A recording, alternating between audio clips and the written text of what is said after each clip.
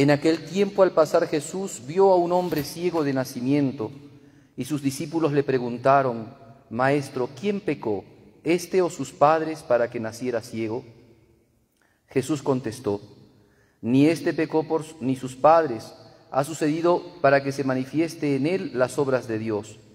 Mientras es de día tenemos que hacer las obras que me ha enviado. Viene la noche y nadie podrá hacerlas.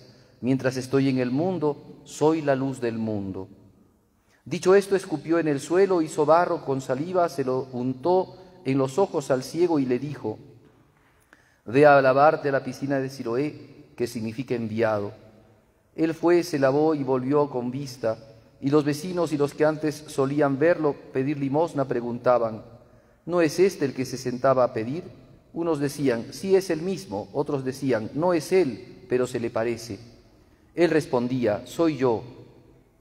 Y le preguntaban: ¿y cómo es que te han abierto los ojos? Él contestó: ese hombre que llaman Jesús hizo barro, me lo untó en los ojos y me dijo que fuese a Siloé y que me lavase. Entonces fui y me lavé y empecé a ver. Le preguntaron: ¿dónde está él? Contestó: no sé. Llevaron ante los fariseos al que había sido ciego. Era sábado el día en que Jesús hizo barro y le abrió los ojos. También los fariseos le preguntaban cómo había adquirido la vista. Él les contestó: me puso barro en los ojos, me lavé y veo. Algunos de los fariseos comentaban: este hombre no viene de Dios porque no guarda el sábado. Otros replicaban: ¿cómo puede un pecador hacer semejantes signos? Y estaban divididos. Y volviendo a preguntarle al ciego: ¿y tú qué dices de lo que te han abierto los ojos? Él contestó: que ese es un profeta. Pero los judíos no se creyeron que aquel había sido ciego y había recibido la vista, hasta que llamaron a sus padres y les preguntaron: ¿es este su hijo, el que ustedes dicen que era ciego de nacimiento? ¿Cómo es que ahora puede ver? Sus padres contestaron: sabemos que este es nuestro hijo y que nació ciego, pero no sabemos cómo es que ahora puede ver, ni tampoco sabemos quién le dio la vista. Pregúntenselo a él, que es mayor, y él mismo puede darles razón. Sus padres respondieron así porque tenían miedo a los judíos, porque los judíos ya habían acordado expulsar de la sinagoga a quien reconociera que Jesús era el Mesías. Por eso sus padres dijeron: ya es mayor, pregúntenselo a él. Llamaron por segunda vez al que había sido ciego y le dijeron: confiésalo ante Dios, nosotros sabemos que ese hombre es un pecador. Contestó él: si es un pecador no lo sé, solo sé que yo era ciego y ahora veo. Le preguntan de nuevo: ¿qué te hizo? ¿Cómo te abrió los ojos? Les contestó: lo he dicho ya y no me han hecho caso. ¿Para qué quieren oírlo otra vez? ¿También ustedes quieren hacerse discípulos suyos? Ellos lo insultaron y le dijeron: discípulo de ese lo serás tú. Nosotros somos discípulos de Moisés. Nosotros sabemos que a Moisés le habló Dios, pero a ese no sabemos de dónde viene. Replicó él: pues eso es lo raro, que ustedes no saben de dónde viene y sin embargo me ha abierto los ojos. Sabemos que Dios no escucha a los pecadores, sino al que da culto a Dios y hace su voluntad. Jamás se oyó decir que nadie abriera los ojos a un ciego de nacimiento. Si éste no viniera de Dios, no tendría ningún poder. Le replicaron: tú que naciste lleno de pecado, ¿quieres darnos lecciones a nosotros? Y lo expulsaron. Oyó Jesús que lo habían expulsado, lo encontró y le dijo: ¿crees tú en el Hijo del Hombre? Él contestó: ¿y quién es, Señor, para que crea en él? Jesús le dijo: lo estás viendo, el que te ha hablado, ese es. Él le dijo: creo, Señor, y se postró ante él. Jesús añadió: para un juicio he venido yo a este mundo, para que los que no ven, vean, y los que ven queden ciegos. Los fariseos que estaban con él oyeron esto y le preguntaron: ¿también nosotros estamos ciegos? Jesús les contestó: si estuvieran ciegos no tendrían pecado, pero como dicen que ven, su pecado persiste. Palabra del Señor. Gloria a ti, Señor Jesús. Asiento.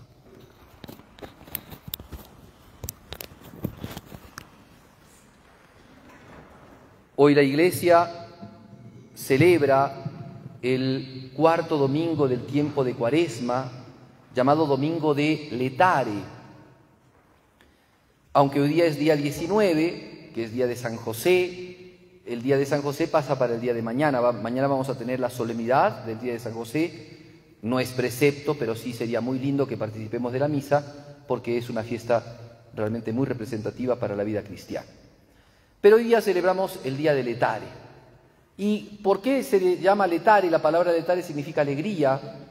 Nosotros hemos empezado la Santa Misa con un canto y la procesión de entrada. Pero si no hubiera habido canto de entrada, el sacerdote, antes de empezar los ritos iniciales, en el nombre del Padre, del Hijo y del Espíritu Santo, el sacerdote lo que hace es rezar la antífona, que es la antífona representativa de la misa. Y esa antífona comienza es un salmo, ¿no? Alégrate Jerusalén, ¿no?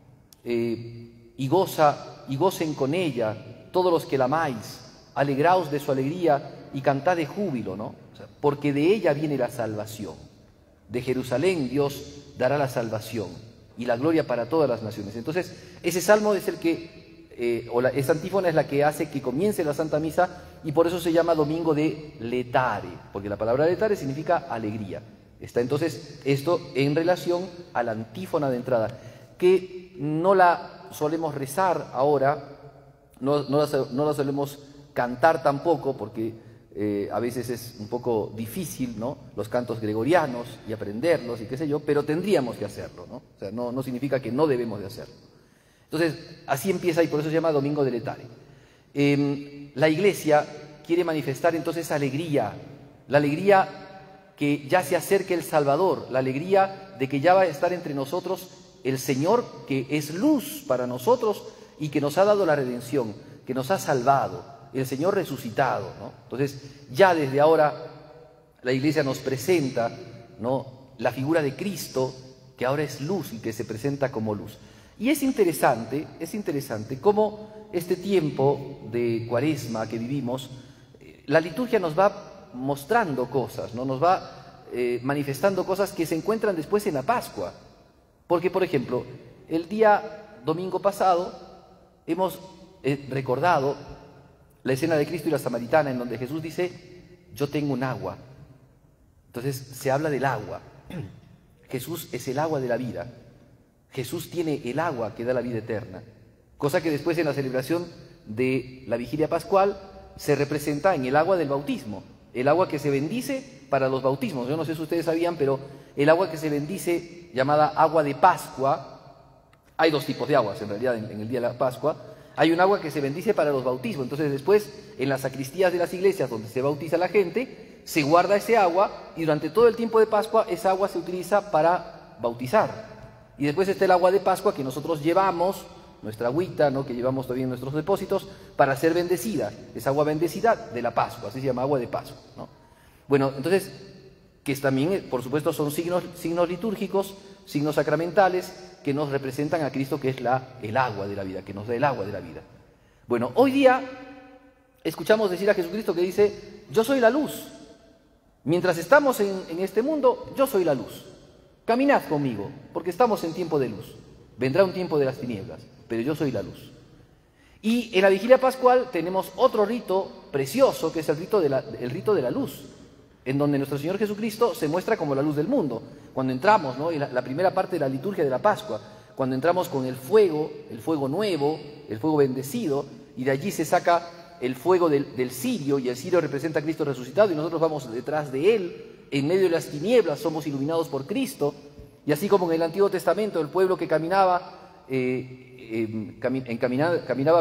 hacia la liberación, el pueblo que estaba en Egipto, ¿no?, y que se encontraba esclavo y que salía a la liberación, era guiado por la columna de fuego. Así también los cristianos en la Vigilia Pascual somos guiados por la columna de fuego que es Cristo.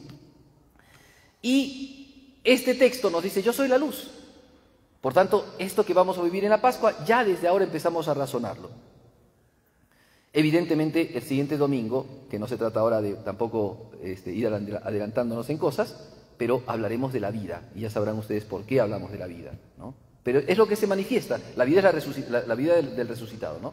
Pero así es como más o menos nos va mostrando esta Cuaresma, ¿no?, el misterio del Señor. Por eso es una un camino, ¿no? Un camino en donde el cristiano se deja iluminar por Jesucristo, el cristiano va recorriendo en el proceso de conversión ese encuentro con el Señor que se dará grande y solemne en el día de la Pascua. Segundo punto, vamos a ya adentrarnos en este texto un poco largo, pero precioso, el texto del cieguito nato, el ciego de nacimiento, que nos presenta el Evangelio de San Juan, ¿no? Es muy lindo este texto porque nos habla de un hombre que se encontraba, era mendigo y se encontraba postrado y pedía limosna. Y Cristo lo encontró y sin que el hombre le dijera nada, Jesús lo curó. A un ciego de nacimiento Jesús le dio vista, un milagro totalmente inaudito. Este mismo hombre dice, nadie se ha escuchado jamás, en ningún momento, en ningún lugar se ha escuchado jamás que una persona que era ciega de nacimiento empezara a ver. Este hombre me ha curado. Si no viene de Dios, ¿cómo puede hacer estos signos, ¿no? Es el razonamiento del cieguito. Entonces el texto nos va hablando de esto, no es una, digámoslo así, una anécdota, pero es una anécdota muy dura, porque se ven aquí ante Cristo, ante la realidad de Cristo, que es la luz, se ven dos tipos de personas. El cieguito, que está beneficiado por la luz de Jesucristo, a quien Jesús lo va llevando de el ver en el orden material a la fe en el orden espiritual. Porque al final Jesús le dice, ¿crees tú en el Hijo de Dios? ¿Quién es, Señor, para que yo crea en Él? Yo soy. El que te he curado, yo soy el Hijo de Dios. Y el ciego hace ese compromiso, ¿no? Ese acto de fe. Creo, Señor. Y se postró ante Jesucristo. O sea, es un acto de adoración. Creyó, vio el milagro y creyó, ¿no? Pero está también este grupo endurecido, encallecido, entumecido de los fariseos, muy orondos ellos, que plantean distintas cosas, ¿no? En el pueblo de Israel plantean determinadas doctrinas que tenían en ese tiempo y que creían y que las oponen a Jesucristo y por eso no le dan crédito a Jesucristo, ¿no? Este no es de Dios, es un pecador, dicen. Y al mismo cieguito le dicen, tú eres un pecador. No lo conocían al cieguito, pero tú eres un pecador. Y ahora vamos a explicar un poco por qué. Muy bien, entonces vamos andando por este camino de la Cuaresma y este camino de esta lectura que nos ha proclamado el Evangelio de hoy. Hay un tema aquí de fondo que es un tema larguísimo y que yo solamente voy a presentar, no lo voy a tratar, porque Jesucristo no lo trató. Por eso es que no lo voy a tratar en este momento, ¿no? Y es el tema de lo que pensaban los judíos. Los judíos pensaban, por eso es que cuando Jesucristo ve al cieguito, los discípulos de Jesucristo le dicen a Jesús, ¿y este ciego quién pecó? ¿Él o sus padres? Pero era ciego de nacimiento. No podía haber pecado él, porque era ciego. Perdón, porque nació ciego. Entonces, algunos intérpretes de la Biblia dicen que, claro, ya estaba muy de moda ciertas posturas filosóficas y que se habían adentrado en el mundo judío, como el platonismo, que enseñaba que el hombre, o sea, que el hombre era el alma, y antes de vivir en la tierra, vivía en un cielo empíreo, dice Platón. Pero claro, los judíos hablaban de otro cielo, ¿no? Una especie de cielo donde vivían allí, y que cuando el alma se juntaba con el cuerpo, ¿no? Entonces ahí el alma empezaba a vivir ya en esta tierra, pero el alma era anterior al cuerpo, decían ellos, ¿no? Entonces podría haber cometido un pecado. De hecho, Platón dice que a consecuencia de que el hombre en el cielo empíreo comete un pecado, el alma se une al cuerpo, ¿no? Y el cuerpo es la cárcel del alma, es el pensamiento platónico. Y entonces había algunos que tenían ese pensamiento, entonces por eso que preguntaban, ¿quién cometió pecado? Para que esté ciego ¿él mismo en el mundo empíreo o sus familiares, sus padres? Entonces viene este pensamiento, porque muchas veces uno puede preguntárselo, ¿no? Cuando, por ejemplo, una persona sufre, tiene algún tipo de enfermedad, un tipo de discapacidad, un problema, un sufrimiento, uno podría también preguntarse hoy día, ¿aquí quién pecó? ¿Él o sus padres? Y la respuesta podría ser la de los judíos, ¿no? No, algo hay, porque cuando el río suena es señal que trae piedras, ¿no? Entonces, seguramente hay un pecado allí en la familia y por eso este chico está sufriendo, ¿no? Pues bien, Cristo no quiso resolver esta cuestión. Después la teología, por supuesto, reflexiona sobre esto y da una respuesta, pero Cristo no quiso responder. Cristo lo que dijo, no, ni él ni sus padres. Ni él ni sus padres. Sepan entonces que en muchas situaciones el sufrimiento de una persona no es ni por nosotros ni por nuestros padres. En realidad es por nuestros primeros padres, Adán y Eva, que son los que cometieron pecado original, y del pecado original devinieron todos los males. Pero no hay una relación de enfermedad intergeneracional. Ahora, ciertamente que en algunos casos sí podría darse. Hay casos penosísimos y tristes en donde, por ejemplo, hay hijitos que son contagiados, digamos, por sus madres que tienen SIDA y que nacen con SIDA. Entonces, ¿hay allí un daño intergeneracional? Pues sí, pero porque hay una enfermedad que se comunica biológicamente, ¿me entienden? ¿Hay ciertas cuestiones genéticas que pueden degenerar en enfermedades? Sí, se sabe que hay personas que, por ejemplo, tienen diabetes y es tal vez, tienen, por ejemplo, Alzheimer y que pueden tener hijos que tengan después Alzheimer o algunas otras enfermedades así. Pero se trata de que esto es entonces a consecuencia de un mal de los padres intergeneracional. No, es en realidad por el pecado original. Es el pecado original el que ha engendrado todo esto.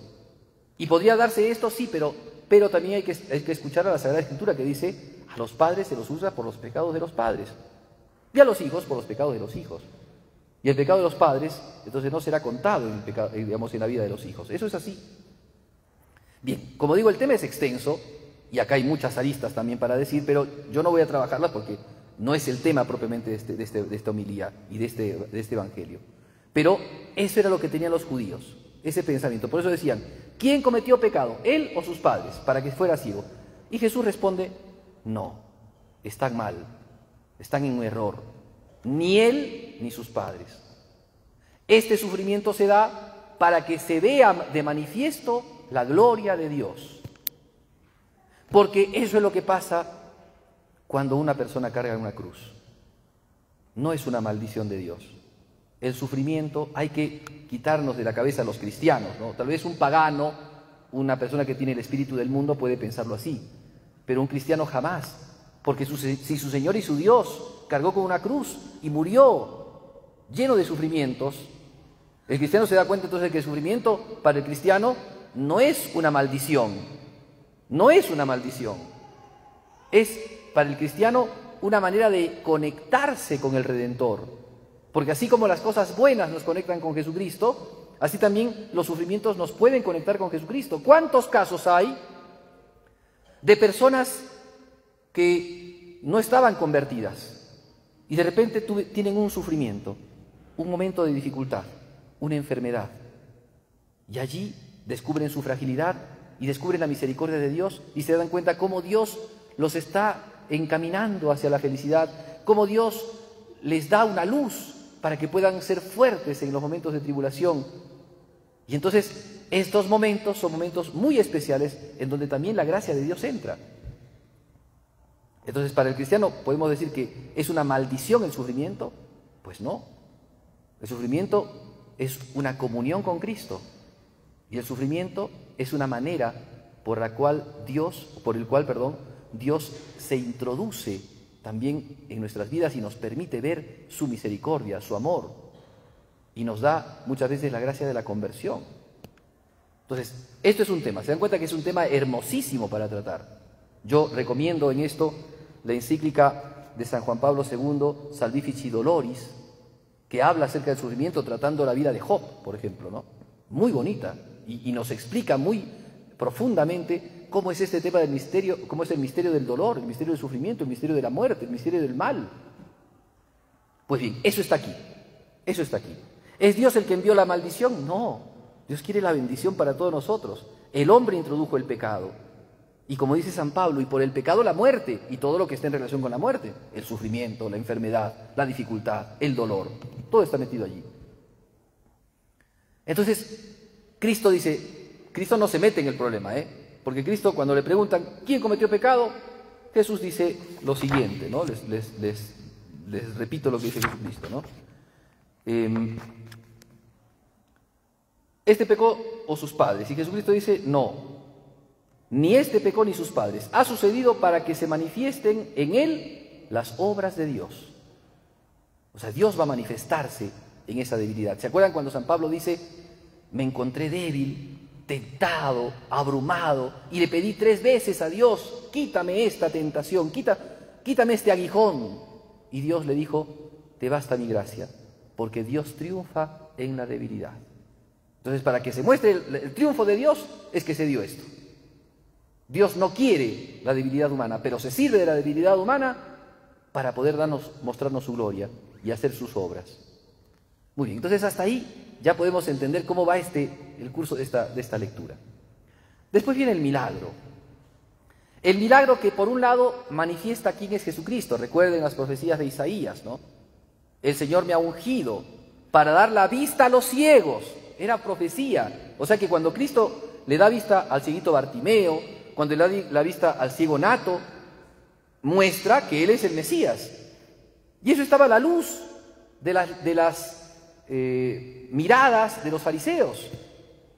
Si un fariseo, si un hombre de la ley, si un hombre del Antiguo Testamento lee el Antiguo Testamento y quiere descubrir quién es el Mesías, o se da cuenta de que Jesús está curando a un ciego de nacimiento, alguien que no ve le está dando la vista, ¿por qué? ¿Por qué? Entonces vayamos a las Escrituras. ¿Qué dicen las Escrituras? Me ha enviado a dar la vista a los ciegos. Era una clave, era una profecía cantada, era el Mesías. Pero ellos dicen, no es el Mesías. ¿Y por qué? Porque cura en sábado. Y aquí está el tema, Y aquí está el tema, la interpretación.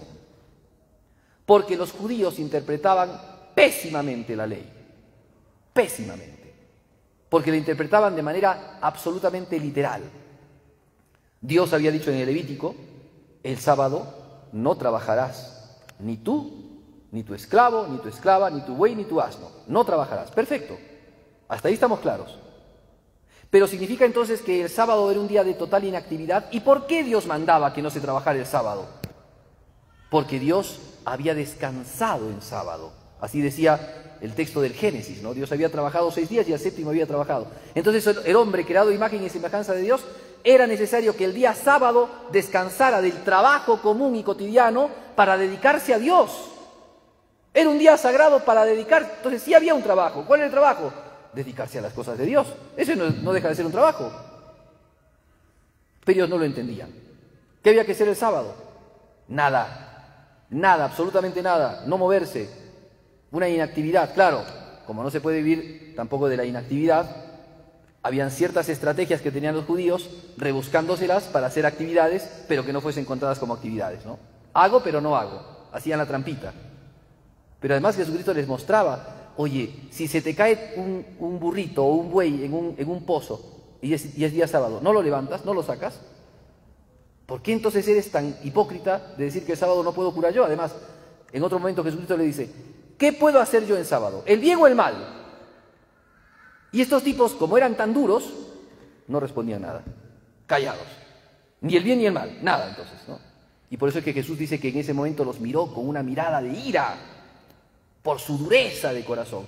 Y al que estaba enfermito, que era un hidrópico, uno que tenía en la mano tuida, le dijo, recobra la salud. Y lo curó. ¿Y los fariseos qué hacían? Este ha curado en sábado, no murmuraban. Este es pecador, ha curado en sábado. Y si cura con el poder del príncipe de los demonios. ¿Se dan cuenta cómo tenían la cabeza torcida? Endurecidos. Entonces se dan cuenta, 2 tipos de personas hay aquí en este evangelio. Primero el cieguito, ignorante, pobre, sencillo, humilde, en una situación de total pobreza, indigencia, y Jesús lo levanta. Y como él ha descubierto que Jesús tiene poder, ¿no? Tiene gran poder, y se manifiesta con un poder del todo descomunal, cosa que solamente Dios puede tener, cuando Jesucristo le dice, yo soy el Mesías, yo soy el Hijo de Dios. Creo, Señor, y se postra ante Él. ¿Qué tipo de persona es esa? La persona que, descubriendo su nada, con humildad, descubriendo quién es Él, ciego, se da cuenta de que Dios es el que tiene todo poder para cambiarlo, para levantarlo, para ponerlo en un lugar tan especial que es el ser hijo de Dios. Entonces, se trata de la conversión de los cristianos, de los que vamos caminando en la Cuaresma. En la medida que pasa el tiempo, de despojarnos de esos criterios que nos hacen a nosotros creernos que las sabemos todas, que las tenemos todas, que nadie nos tiene que decir nada, nadie nos tiene que dar un guión porque ya lo sabemos todo. Y entonces es momento de darnos cuenta que nosotros sin Cristo somos ciegos.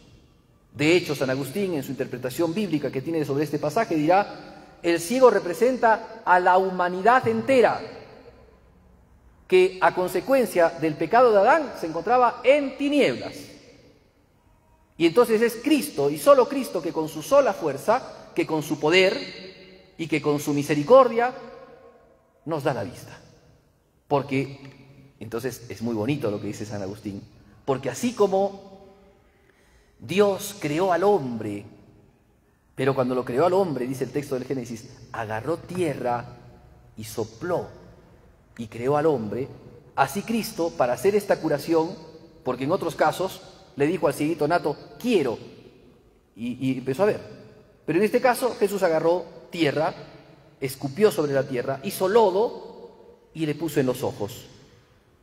De alguna manera podemos ver que Jesucristo como que imita la creación. Es una nueva creación, la del hombre que puede ver, del hombre que tiene la luz de los ojos, del hombre resucitado. Es la nueva creación que hace Jesucristo. Así dice San Agustín. Entonces encontramos en esto toda esta dimensión, ¿no?, que Dios levanta la naturaleza humana caída, ensombrecida, en tinieblas, totalmente ciega.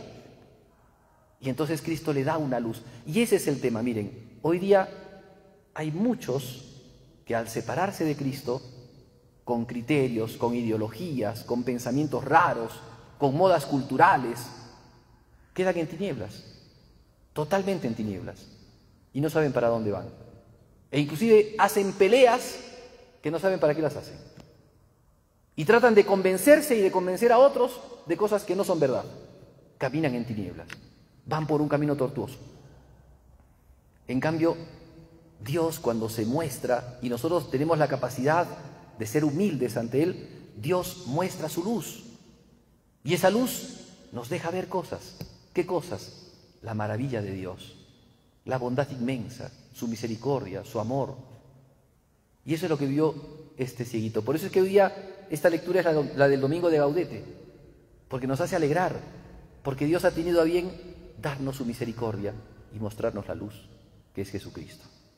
Y nuestro corazón tiene que alegrarse entonces, porque Jesús es nuestra luz. Y en medio de este mundo de tinieblas, en donde todos dicen creer, tener la verdad, donde todos dicen yo tengo la verdad y ninguno nos dice la verdad, Cristo se presenta como la auténtica verdad. Y nosotros, a consecuencia de Él, podemos ser verdaderos. Nosotros no somos la verdad, ni somos dueños de la verdad, pero podemos ser verdaderos a consecuencia de Jesucristo. Por eso que hoy día nuestro corazón, en medio del tiempo de Cuaresma y sin perder el objetivo de la Cuaresma, que es conversión, dejar el pecado, dejar las malas inclinaciones, dejar los malos pensamientos, dejar las ideologías y convertirnos al Salvador, en medio de esto miremos a Jesús, que es nuestra luz, que nos da la vista, vino a dar la vista a los ciegos. Nosotros éramos ciegos, nos faltaba la vista de las cosas de Dios, la vista de los misterios de Dios, y Dios se ha compadecido de nosotros y nos ha mostrado su amor, su misericordia, nos perdona los pecados y eleva nuestras almas.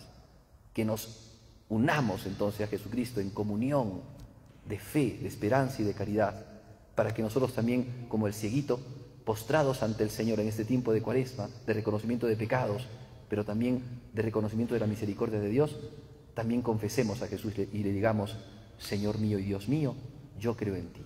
Creo, Señor. Que la Virgen Santísima nos concede estas gracias.